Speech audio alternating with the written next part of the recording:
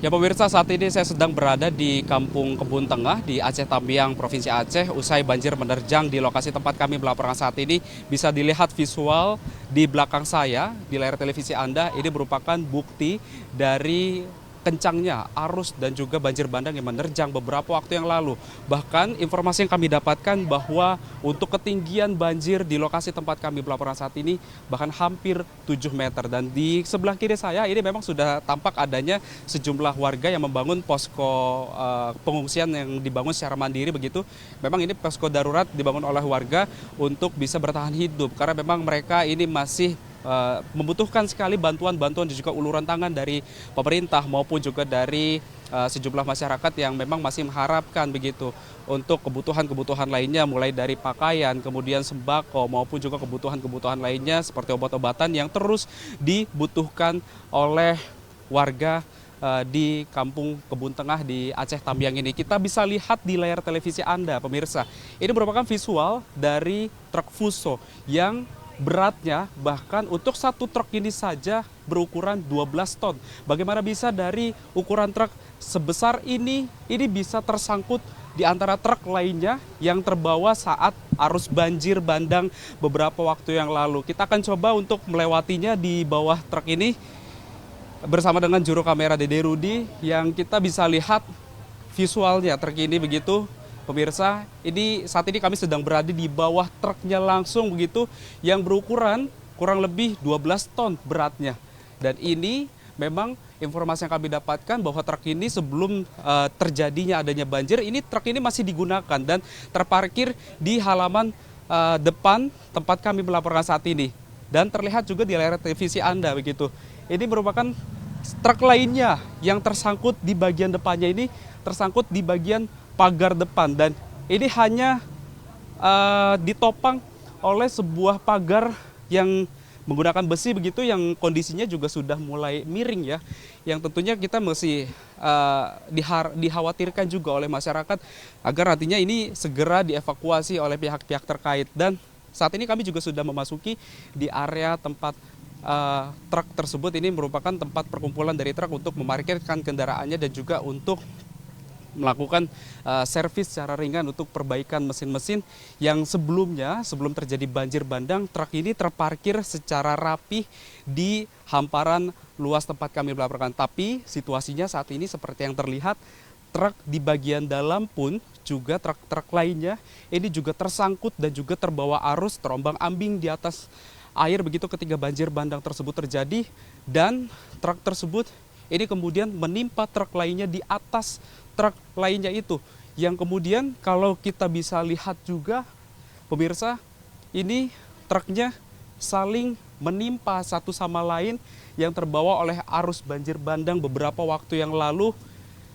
Kita bisa lihat situasinya memang saat ini kalau kita bisa lihat secara jelas di layar televisi Anda ya, ini ada 4 truk di belakang saya ini, yang empat truknya ini tersangkut satu sama lain yang kondisinya juga sudah mulai rapuh, yang tentunya juga ini yang tadi sempat dikhawatirkan oleh masyarakat jika nantinya ini tidak segera dievakuasi, ini tentunya akan menimbulkan kekhawatiran bagi warga karena ini tentunya juga sangat berbahaya bagi keselamatan warga untuk nantinya aktivitas warga ini bisa kembali berangsur secara normal ya.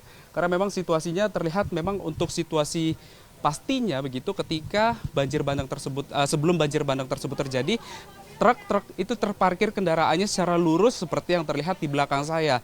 Namun ketika banjir bandang ini terjadi, kemudian truk-truk ini yang berukuran 12 ton ini terangkat dan juga menimpa truk-truk lainnya yang ada di sini. Kita akan coba cari tahu lebih lanjut bagaimana kronologis dari truk-truk ini kemudian bisa tersangkut satu sama lainnya, yang ini juga viral di media sosial begitu ya. Kita akan coba bertanya di sini bersama dengan warga di sini. Halo, selamat sore Bapak, dengan Bapak siapa namanya Pak? Pak Zulkifli, Pak. Pak Zulkifli. Pak, bisa diceritakan nggak Pak?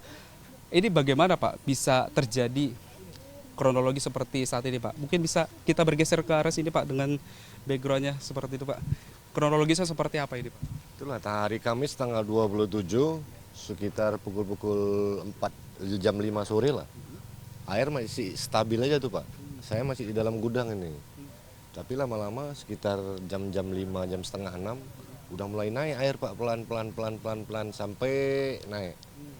Saya tinggalkan gudang ini Pak, pindah saya ke galon, ngungsi di galon sana. Besok pagi saya tengok udah seperti ini Pak, kejadiannya. Untuk ketinggian banjirnya sendiri seperti apa sih Pak? Untuk Lebih 6 sampai 7 meter kurang lebih. Ya.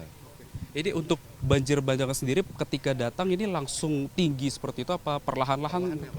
Perlahan. Tapi airnya deras Pak, deras airnya. Nah Pak, ketika Bapak mengungsi kemudian ke SPBU ya begitu ya, galon SPBU, kemudian apa yang dilakukan oleh Bapak? Apakah hanya berdiam di SPBU itu saja atau mengungsi ke tempat yang lebih tinggi sih Pak?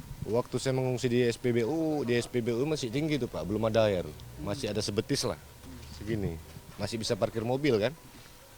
Tidur saya di mobil, pagi saya tengok bangun pagi, buka pintu mobil udah segini tuh Pak.